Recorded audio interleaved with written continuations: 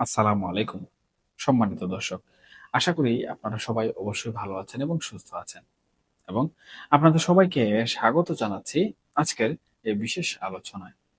দর্শক, আজকে আমরা এমন একটি বিষয় নিয়ে কথা বলবো যেটা বাংলাদেশের বর্তমান রাজনৈতিক প্রেক্ষাপটে বলা চলে অত্যন্ত তাৎপর্যপূর্ণ এবং গুরুত্বপূর্ণ।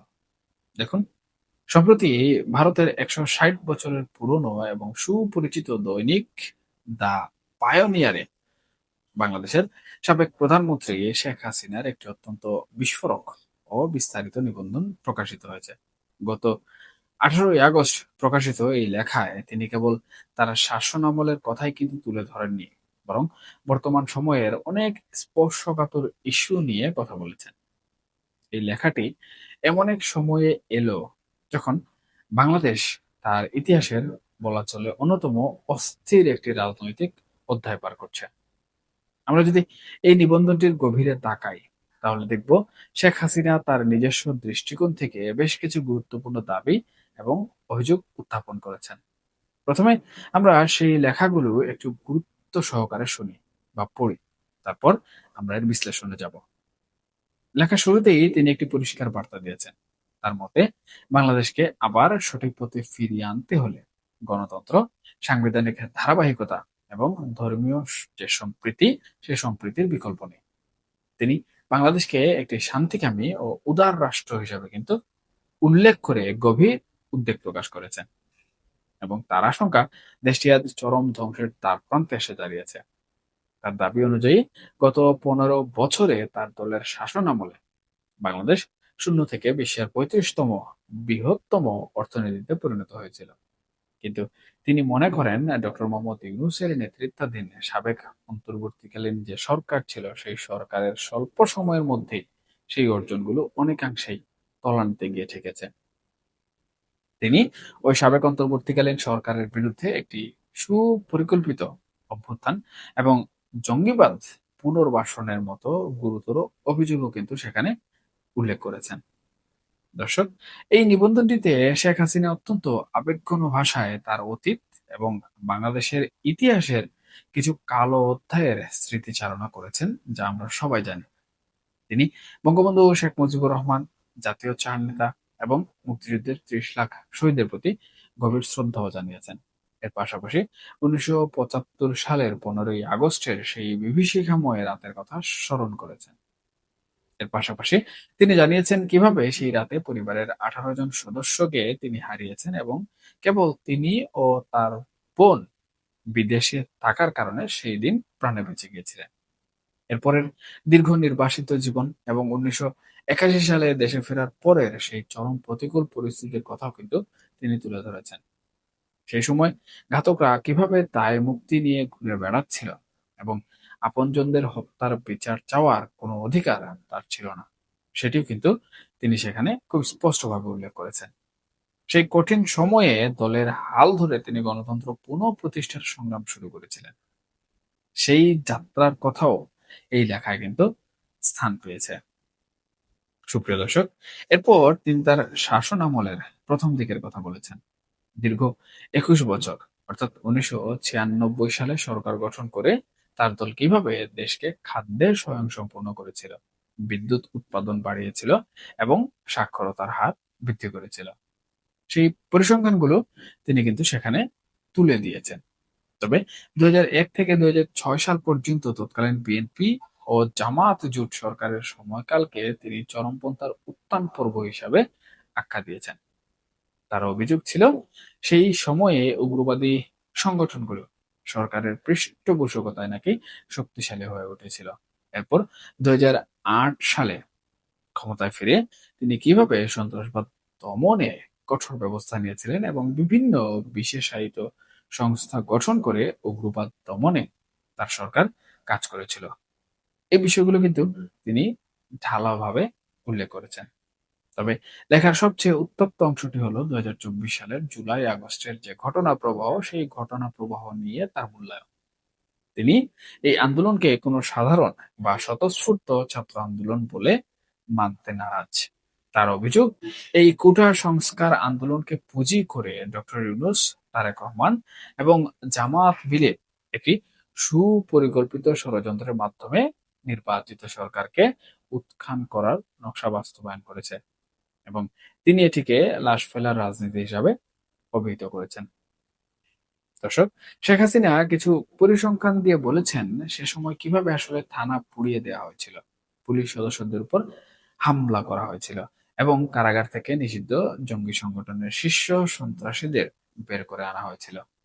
ধর্মীয় সংখ্যালঘু সম্প্রদায় এবং মাজারগুলোতে হামলার কথাও কিন্তু তিনি খুব ভালো করে তুলে ধরেছেন। তবে তার এই তুলে ধরার পেছনের আসল কারণ কি? এর পেছনে বহুবিধ কারণ কিন্তু রয়েছে, যে কারণগুলো আমার মনে হয় পর্যালোচনা করা উচিত এবং এগুলো পর্যালোচনা করলেই আমরা আসলে আমাদের আলোচনার যে মুখ্য বিষয় সেই বিষয়টি খুব ভালো করে বুঝতে পারবো এবং জানতে পারবো। দেখুন, শেখ হাসিনা এ বিষয়ে একটি বড় প্রশ্ন ছুড়ে দিয়েছেন। তিনি বলেছেন 18ই জুলাই প্রতিটি হত্যাকাণ্ডের তদন্তের জন্য তিনি বিচার বিভাগীয় তদন্ত কমিশন সে সময় গঠন করেছিলেন। নতুন সরকার এসে তা কেন স্থগিত করলো? তার মতে, যারা প্রকৃত খুনিদের রক্ষা করতে চায় তারাই স্বাধীন তদন্তকে আসলে ভয় পায়। এছাড়া তিনি আইন শৃঙ্খলা পরিস্থিতির একটি নেতিবাচক চিত্রও কিন্তু তুলে ধরেছেন। তিনি বলেছেন কিভাবে বিচারকদের উপর হামলা করা হয়েছিল, আইনজীবী ও সাংবাদিকদের উপর এখন নির্যাতন চলছে বা পূর্বে নির্যাতন করা হয়েছিল। অর্থনৈতিক বিপর্যয়ের কথাও তিনি উল্লেখ করেছেন। তার দাবি, দারিদ্র্যের হার কমার অর্জনগুলো গত কয়েক বছরে অনেকটাই কিন্তু নষ্ট হয়ে গেছে, বিশেষ করে ইউনুসের 2 বছর। দর্শক, এতক্ষণ আমরা জানলাম আর্টিকেলে কি লেখা আছে। এখন আসুন এর পেছনের কারণগুলো একটু ভালো করে মিলিয়ে দেখি। আমার নিজস্ব বিশ্লেষণে কয়েকটি বিষয় খুব পরিষ্কারভাবে ধরা পড়ছে। প্রথমত, কেন এই সময়ে ভারতের একটি নামিদামি পত্রিকায় এমন লেখা প্রকাশ পেল? আমরা সবাই জানি ডক্টর মোহাম্মদ ইউনূসের নেতৃত্বাধীন সাবেক অন্তর্বর্তীকালীন যে সরকার, সেই সরকার বিদায় নেয়ার পর বর্তমান ক্ষমতায় রয়েছে কিন্তু বিএনপি সরকার। ঠিক এই প্রেক্ষাপটে দাঁড়িয়ে সাবেক প্রধানমন্ত্রী শেখ হাসিনার এই লেখাটি মূলত আন্তর্জাতিক সম্প্রদায় এবং বিশেষ করে ভারতের যে সকল নীতি নির্ধারক রয়েছেন তাদের কাছে একটি বার্তা দেওয়ার চেষ্টা। তিনি আসলে প্রমাণ করতে চাইছেন তার শাসনামল শেষ হওয়ার পর দেশে যে স্থিতিশীলতা পূর্বে ছিল সেটা পুরোপুরিভাবে নষ্ট হয়ে গেছে। দ্বিতীয়ত, জুলাই আগস্টের গণ অভ্যুত্থানকে তিনি কোনোভাবেই আসলে সাধারণ মানুষের বা ছাত্রদের আন্দোলন হিসাবে মেনে নিতে রাজি নন। আমার কাছে মনে হয় তিনি পুরো দায়ভার সাবেক অন্তর্বর্তীকালীন সরকার তারেক রহমান এবং জামাতের উপর চাপিয়ে নিজের রাজনৈতিক যে অবস্থান সেই রাজনৈতিক অবস্থান পরিষ্কার করার চেষ্টা করছেন এবং তিনি বুঝাতে চাইছেন তাকে ক্ষমতাচ্যুত করা একটি সুপরিকল্পিত দেশি বিদেশি ষড়যন্ত্রের অংশ। এর মাধ্যমে তিনি হয়তো তার দলের নেতাকর্মীদের মনোবল কিছুটা হলেও চাঙ্গা করার চেষ্টা করছেন। দর্শক, আরেকটি গুরুত্বপূর্ণ দিক হলো ভূ রাজনীতি। শেখ হাসিনা বারবার কিন্তু ধর্ম নিরপেক্ষতা এবং উগ্রবাদ দমনের কথা বলছেন। এর কারণ কি? এর কারণ হলো পশ্চিমা বিশ্ব এবং প্রতিবেশী রাষ্ট্র ভারত সব সময় এই অঞ্চলে উগ্রবাদের উত্থান নিয়ে কিন্তু চিন্তিত থাকে। সাবেক প্রধানমন্ত্রী ঠিক এই জায়গাতেই আঘাত করেছেন। তিনি আসলে বোঝাতে চাইছেন তার অবর্তমানে বাংলাদেশ আবারও চরমপন্থার দিকে এগিয়ে যাচ্ছে।